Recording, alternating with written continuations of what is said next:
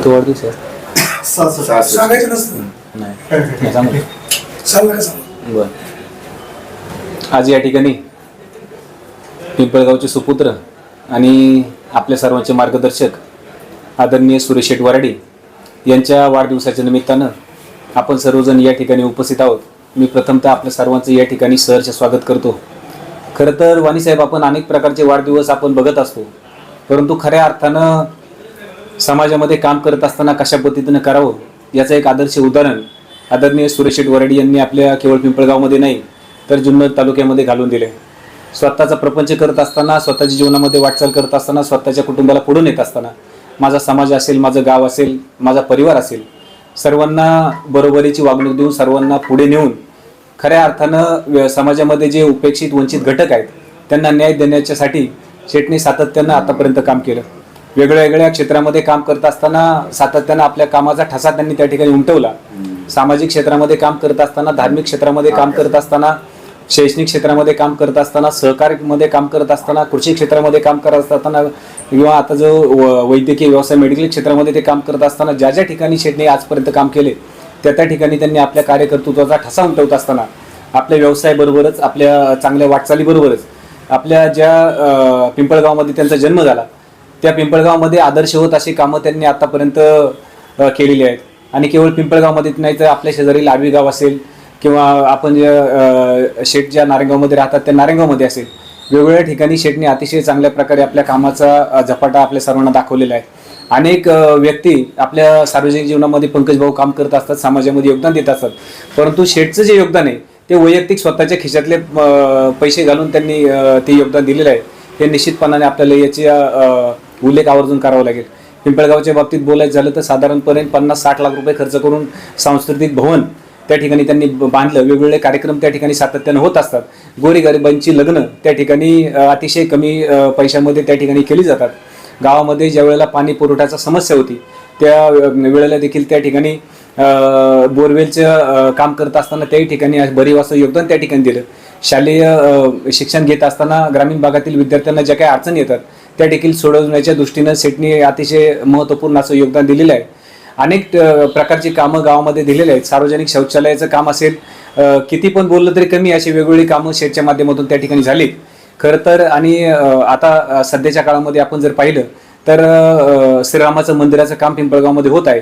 साधारणतः 5 ते 5.5 कोटी रुपये इतकं मोठं काम त्या ठिकाणी शेठच्या मार्गदर्शनाखाली, शेठच्या अध्यक्षतेखाली त्या ठिकाणी होत आहे. आदरणीय अशोकांना या ठिकाणी आहेत, ते त्या ठिकाणी त्या बडीवर आहेत. आपल्या सर्वांचंच त्या ठिकाणी योगदान त्या ठिकाणी आहे, ग्रामस्थांचं योगदान आहे. परंतु एवढं मोठं काम करत असताना या कामाला न्याय कोण देईल, हे काम पूर्णत्वास कोण नेईल? तर पिंपळगावमध्ये ज्यावेळी मीटिंग झाली तेव्हा एकच चेअर आपल्या सर्वांच्या समोर होताना तो आदरणीय सुरेश शेठ वराडी आणि त्यांच्या नेतृत्वाखाली खऱ्या अर्थानं अतिशय चांगल्या प्रकारे त्याचं मार्गक्रमण चालू आहे. अनेकांचं सहकार्य त्या ठिकाणी लाभलेलं आहे. केवळ सार्वजनिक क्षेत्रामध्ये काम करत असताना हीच कामं नाही तर ज्या वैद्यकीय क्षेत्रामध्ये शेठ काम करतात, आपण वाणीसाहेब पाहिले अहोरात्र त्या ठिकाणी रात्री अपरात्री 12 वाजता, 1 वाजता, 2 वाजता कोणाचाही काही फोन आला, कोणाला इंजेक्शन लागत असेल, कोणाला गोळ्या लागत असतील तर केवळ व्यवसाय करायचा, नफा मिळवायचा हाच उद्देश नाही तर निश्चितपणानं ज्या काही गोष्टी अत्यावश्यक आहेत वैद्यकीय क्षेत्राच्या दृष्टीने त्या कुठे मिळतील तर नारायणगावला वराडी मेडिकलमध्ये मिळतील. अशा प्रकारची एक ओळख आहे. केवळ पुणे, उत्तर पुणे जिल्ह्यामध्ये नाही तर महाराष्ट्रभर त्यांचं या वैद्यकीय क्षेत्रामध्ये त्यांच्या कामकाजाचं जाळं उभारलेलं आहे. आणि जे कुठं मिळणार नाही तर ते वराडी मेडिकलमध्ये मिळेल अशा पद्धतीचं त्यांनी स्वतःच्या कार्यकर्तृत्वाने त्यांचा व्यवसाय देखील पुढे नेलेला आहे. आणि तो सर्व पुढे नेत असताना गावामध्ये धार्मिक क्षेत्रामध्ये काम करत असताना दत्त जयंतीच्या माध्यमातून देखील अनेक वर्ष सातत्यानं 23-24 वर्ष देखील त्या ठिकाणी अतिशय मोठा उत्सव त्या ठिकाणी करत असतात. अन्नदानाचं काम करत असतात. निमदरी असेल, वेगवेगळ्या गावांमध्ये असेल, त्याही ठिकाणी आपल्या नारायणगावमध्ये असेल, त्याही ठिकाणी भरीव असं योगदान शेठने आतापर्यंत दिलेलं आहे.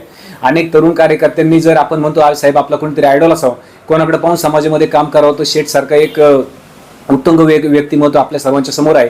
आणि मी तर खरंच म्हणेन पिंपळगावकरांचं भाग्य आहे की असं व्यक्तिमत्व पिंपळगावमध्ये जन्माला आलं. निश्चितपणाने शेठ आपला आज 66वा वाढदिवस या ठिकाणी संपन्न होत असताना आम्ही सगळ्यांनी पाहिले आज वेगवेगळ्या प्रकारचे वाढदिवस साजरा होत असताना अतिशय साधेपणानं कुठली फ्लेक्सबाजी नको, काही जाहिरात नको, काही नको, पडद्यामागे राहून काम करण्याची तुमची जी पद्धत आहे निश्चितपणानं तुमच्या वाढदिवसाच्या निमित्तानं देखील तुम्ही एक वेगळा आगळा आदर्श या निमित्तानं आमच्या सर्वांसमोर घालून ठेवलेला आहे. खरं तर यापुढच्या जीवनामध्ये निश्चितपणानं प्रभू रामाच्या कृपेने आपल्याला उत्तम आरोग्य आणि उदंड आयुष्य लाभो आणि आपल्या सर्व मनोकामना पूर्ण हो या प्रकारची अपेक्षा व्यक्त करतो. तब्बल 80 वर्षांची दर्जेदार आणि यशस्वी परंपरा असलेले महाराष्ट्रातील सुप्रसिद्ध राजूर येथील पन्हाळे पेढेवाले आपल्या नारायणगाव वासियांच्या अविरत सेवेत रुजू आहेत. या सणासुदीच्या काळात आमच्या ग्राहकांसाठी घेऊन येत आहोत खास म्हशीच्या दुधापासून बनविलेला व लाकडी भट्टीवर तयार केलेला स्पेशल कंदी पेढा. आता आमचे तूप, फरसाण, मैसूर, सोनपापडी सुद्धा उपलब्ध. कमी साखर, गुणवत्तेशी कुठल्याही प्रकारची तडजोड नाही. मंडळी, या सणासुदीचा आनंद पन्हाळे पेढेवाले सोबत नक्कीच द्विगुणित करा. आमचा पत्ता पन्हाळे पेढेवाले, एसटी स्टँड समोर, नारायणगाव.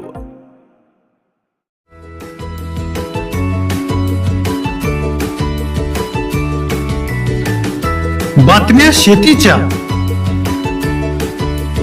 बातम्या मातीच्या, बातम्या अन्यायाच्या, गुन्हेगारीच्या,